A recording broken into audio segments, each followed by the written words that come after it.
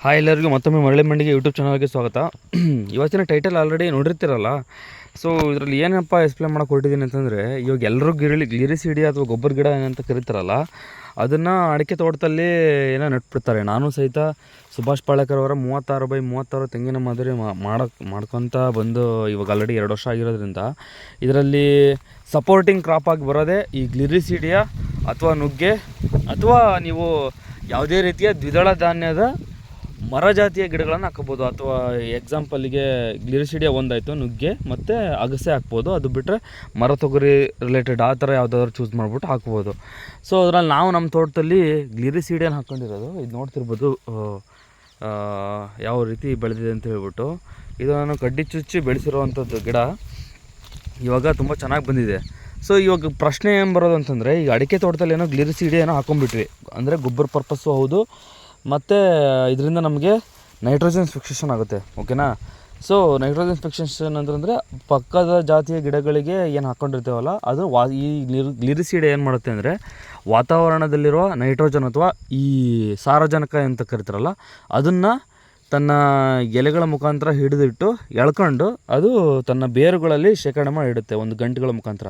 So ಅಲ್ಲಿರೋ ಬ್ಯಾಕ್ಟೀರಿಯಾಗಳು ಆ ನೈಟ್ರೋಜನನ್ನು ಹೇರಳವಾಗಿ ಇಟ್ಕೊಂಡಿರ್ತವೆ. ಅದು ಬೇರುಗಳ ಮುಖಾಂತರ ಅದು ಅಕ್ಕಪಕ್ಕದ ಗಿಡಗಳಿಗೆ ಹೋಗುತ್ತೆ ಅನ್ನೋದೊಂದು ಸೈನ್ಸ್. ಓಕೆನಾ. ಈ ಥರ ಇದು ನೈಟ್ರೋಜನ್ ಫಿಕ್ಸೇಷನ್ ಮಾಡಿಬಿಟ್ಟು ಭೂಮಿಗೆ ಫಲವತ್ತತೆಯೂ ಮಾಡುತ್ತೆ. ಅದಲ್ಲದೆ ಸೊ ಗಿಡಗಳಿಗೆ ನೈಟ್ರೋಜನ್ನ ನ್ಯಾಚುರಲ್ ಆಗಿ ಒದಗಿಸುತ್ತೆ ಅಂತ ಹೇಳ್ಬಿಟ್ಟು ಸೈನ್ಸ್ ಹೇಳೋದು. ಸೊ ಬಟ್ ಇವಾಗ ಬಂದಿರೋ ಪ್ರಶ್ನೆ, ನಾವು ಎಷ್ಟು ಹೈಟಿಗೆ ಇದನ್ನು ಕಟ್ ಮಾಡಿ ಉಳಿಸ್ಕೊಂಡ್ರೆ ನಮಗೆ ಇದು ತುಂಬ ಚೆನ್ನಾಗಿರುತ್ತೆ ಅಂತ ಹೇಳ್ಬಿಟ್ಟು ಈ ಪ್ರಶ್ನೆಗೆ ಇವತ್ತು ಈ ವಿಡಿಯೋ ಮುಖಾಂತರ ಹೇಳೋಕ್ಕೆ ಅಂತ ಬಂದಿದ್ದೀನಿ. ಸೊ ಯೂಶ್ವಲಿ ನಾವು ಏನು ಮಾಡ್ಬಿಡ್ತೀವಿ ಅಂದರೆ ಅಡಿಕೆ ಗಿಡದಲ್ಲಿ ಹಾಕಿರ್ತೀವಿ. ಅದರಲ್ಲೂ ಎಸ್ಪೆಷಲಿ ಈ ಸುಭಾಷ್ ಪಾಳೇಕರ್ ಅವರ 36x36 ತೆಂಗಿನ ಮಾದರಿ ಯಾರು ಮಾಡ್ತಾರಲ್ಲ, ಅವ್ರಿಗೆ ಎಲ್ಲಿ ಬರುತ್ತೆ ಅಂತಂತಂದರೆ, ಈ ಎರಡು ಇಲ್ಲೊಂದು ಅಡಿಕೆ ಗಿಡ ಇದೆ, ಇಲ್ಲೊಂದು ಅಡಿಕೆ ಗಿಡ ಇದೆ ಅಂತಂದರೆ ಅಡಿಕೆ ಸಾಲುಗಳು ಹಿಂಗಿರ್ತವೆ. ಓಕೆನಾ. ಹಿಂಗೆ ಅಡಿಕೆ ಸಾಲುಗಳು ಇರೋದು. ಸೊ ಬಟ್ ಹಿಂಗೆ ಅಡ್ಡ ಸಾಲಲ್ಲಿ ನಾನು ಈ 2 ಅಡಿಕೆ ಗಿಡಗಳ ಮಧ್ಯೆ ಒಂದು ಗ್ಲಿರಿಸಿಡಿಯ ಬಾಳೆ ಈ ರೀತಿ ಕಂಟಿನ್ಯೂಷನ್ ಆಗಿ ಹಿಂಗೆ ಹೋಗಿದೆ. ಓಕೆನಾ. ಇದನ್ನು ಎಷ್ಟು ಹೈಟಿಗೆ ನಾವು ಕಟ್ ಮಾಡ್ಕೋಬೇಕು ಅಂತಂದರೆ, ಕೆಲವ್ರು ಏನು ಮಾಡ್ಬಿಡ್ತಾರೆ ಅಂತಂದರೆ, ಇದನ್ನು ಇಲ್ಲಿ ಕಟ್ ಮಾಡಿಬಿಟ್ರೆ ಇಲ್ಲೇ ಸಾಕಷ್ಟು ಬ್ರಾಂಚ್ಗಳು ಬರುತ್ತೆ, ನಮಗೆ ಜಾಸ್ತಿ ಗೊಬ್ಬರ ಸಿಗುತ್ತೆ ಅಂತ ಹೇಳ್ಬಿಟ್ಟು ಬುಡಕ್ಕೆ ಕಟ್ ಮಾಡಿಬಿಡ್ತಾರೆ. ಸೊ ಬುಡಕ್ಕೆ ಕಟ್ ಮಾಡೋದ್ರಿಂದ ಪ್ರಾಬ್ಲಮ್ ಏನಾಗುತ್ತೆ ಅಂತಂದರೆ, ನೋಡಿ ಈಗ ಈ ಬುಡದಲ್ಲಿ ಇದು ನ್ಯಾಚುರಲಾಗಿ ಬಂದಿರೋದು 3 ಬ್ರಾಂಚಸ್ ಬಂದಿದೆ. ಓಕೆನಾ. ಸೊ ಈ 3 ಬ್ರಾಂಚಸ್ ಬಂದಿದೆ. ಅಕಸ್ಮಾತ್ ನಾನು ಏನಾದ್ರು ಇದನ್ನು ಇಲ್ಲೇ ಕಡಿದ್ಬಿಟ್ಟೆ ಅಂತಂದರೆ ಇಲ್ಲೇ ಇನ್ನೊಂದು 3-4 ಬ್ರಾಂಚ್ ಎಕ್ಸ್ಟ್ರಾ ಬರುತ್ತೆ ಈಗ. ಸೊ ಟೋಟಲ್ ಒಂದು 7-8 ಬ್ರಾಂಚ್ ಇಲ್ಲೇ ಕೆಳದಲ್ಲೇ ಬಂದುಬಿಡುತ್ತೆ. ಅವಾಗ ಏನಾಗ್ಬಿಡುತ್ತೆ ಅಂದರೆ, ನಾನು ಇವಾಗ ಯೂಶ್ವಲಿ ಮಾಡೋದೇನಂತಂದರೆ ಬ್ರಷ್ ಕಟ್ರ್ ಹೊಡೆದ್ಬಿಟ್ಟು ಈ ಕಳೆಗಳನ್ನೆಲ್ಲ ಹೊಡೆದು ನೆಲಕ್ಕೆ ಮಲಗಿಸ್ತೀನಿ. ಹೌದಾ. ಸೊ ನನಗೆ ಬ್ರಷ್ ಕಟ್ರ್ ಹೊಡಿಬೇಕಾದ್ರೆ ಇದು ತುಂಬ ತೊಂದರೆ ಕೊಡುತ್ತೆ. ಓಕೆ. ನಾವು ಪದೇ ಇದನ್ನು ಕಟ್ ಮಾಡ್ಕೊತ ಇದು ಮಾಡೋಕ್ಕಾಗಲ್ಲ. ಸೊ ಇದು ನಮ್ಗೆ ಓಡಾಡೋಕ್ಕೆ ಸಿಕ್ಕಾಪಟ್ಟೆ ತೊಂದರೆ ಕೊಡುತ್ತೆ. ಅದಕ್ಕೋಸ್ಕರ ನನಗೆ ಈ ಗ್ಲಿರಿಸಿಡಿ ಹಚ್ಚಿಬಿಟ್ಟು ಆಲ್ರೆಡಿ ಇದನ್ನು ಎಕ್ಸ್ಪೀರಿಯೆನ್ಸ್ ಮಾಡಿದವರ ಸಲಹೆ ಕೊಟ್ಟಂಗೆ ಅವ್ರೇನು ಹೇಳ್ತಾರೆ ಅಂತಂದರೆ, ಯಾವುದೇ ಗ್ಲಿರಿಸಿಡಿಯ ಗಿಡನ ನೀವು ಬೆಳೆಸ್ತಾ ಇದ್ದೀರಾ ನಿಮ್ಮ ತೋಟದಲ್ಲಿ, ಅದರಲ್ಲೂ ಎಸ್ಪೆಷಲಿ ಅಡಿಕೆ ತೋಟದಲ್ಲಿ ಬೆಳೆಸ್ತಾ ಇದ್ದೀರಾ, ಅಥವಾ ಈ ರೀತಿ ಮಾಡೆಲ್ಗಳನ್ನು ಮಾಡ್ಕೊಂಡು ಬೆಳೆಸ್ತಿದ್ದಾರೆ ಅಂತಂದರೆ 6 ಫೂಟ್ ಹೈಟಿಗೆ, ಅಂದರೆ ನೋಡಿರಿ ನಾನು 5.5 ಹೈಟ್ ಇದ್ದೀನಿ.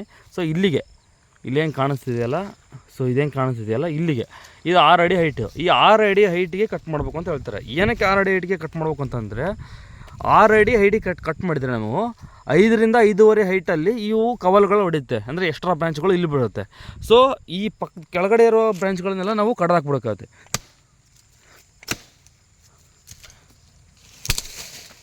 ಕೆಳಗಡೆ ಇರುವಂಥ ಬ್ರಾಂಚ್ಗಳು ಅವನ್ನ ಕಡಿಬೇಕಾಗುತ್ತೆ. ಸೊ ಈ ರೀತಿ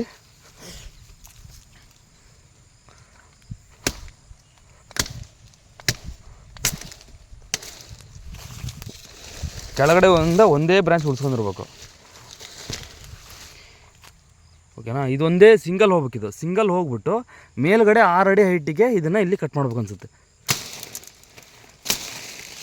ಓಕೆನಾ. ಈಗ ನೋಡಿ 6 ಅಡಿ ಹೈಟಿಗೆ ನಾನು ಇಲ್ಲಿ ಕಟ್ ಮಾಡಿದೆ.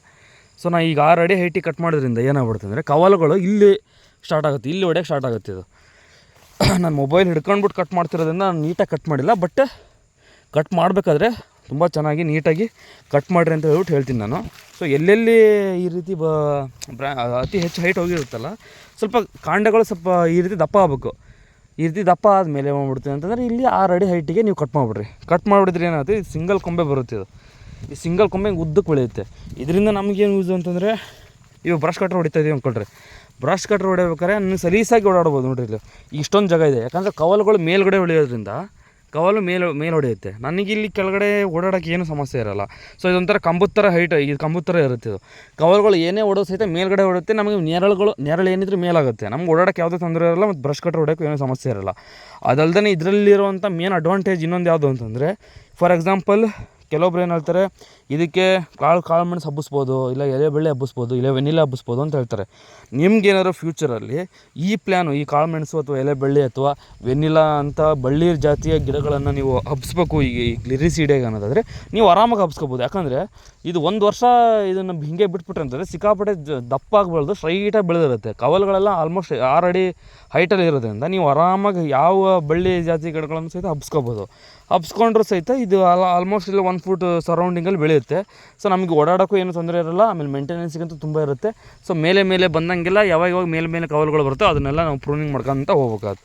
ಸೊ ಈ ರೀತಿ ಮಾಡ್ಕೊಂಡು ಹೋಗೋದ್ರಿಂದ ನಮಗೆ ಮೇಂಟೆನೆನ್ಸ್ ಈಸಿ ಆಗುತ್ತೆ. ಹಾಗೆ ನಮಗೆ ಗೊಬ್ಬರನೂ ಸಹಿತ ಮೇಲ್ಗಡೆ ಬ್ರ್ಯಾಂಚಿಂದನೇ ಕಡ್ದು ನಾವು ಕೆಳ ಹಾಕೋದ್ರಿಂದ ಗೊಬ್ಬರನೂ ಯಥೇಚ್ಛವಾಗಿ ಸಿಗುತ್ತೆ ಅನ್ನೋ ಕಾನ್ಸೆಪ್ಟ್ ಮೇಲೆ ಏನು ಹೇಳ್ತಾರೆ ಅಂದರೆ, ಒಂದೇ ಕೊಂಬಿ ಉಳಿಸ್ಕೋಬೇಕು, ಕೆಳಗಡೆಯಿಂದ ಮೇಲ್ಗಡೆ ತನಕ ಒಂದೇ ಕೊಂಬಿ ಉಳಿಸ್ಕೋಬೇಕು. ಹೈಟ್ ಮಾತ್ರ 6 ಫೂಟ್ ಇರಬೇಕು. 6 ಫೂಟಿಗೆ ಚೆಂಡು ಹಾರಿಸ್ಬಿಡ್ಬೇಕು ಅದ್ರದ್ದು, ಓಕೆನಾ.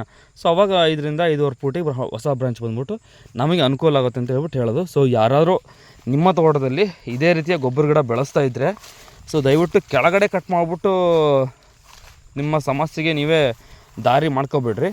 ಸೊ ಕೆಳಗಡೆ ಕಟ್ ಮಾಡೋದಕ್ಕಿಂತ ಮೇಲ್ಗಡೆ ಕರೆಕ್ಟಾಗಿ 6 ಫೂಟ್ ಹೈಟ್ ಬಂದ ಮೇಲೆ ಮೇಲ್ಗಡೆ ಕಟ್ ಮಾಡಿರಿ.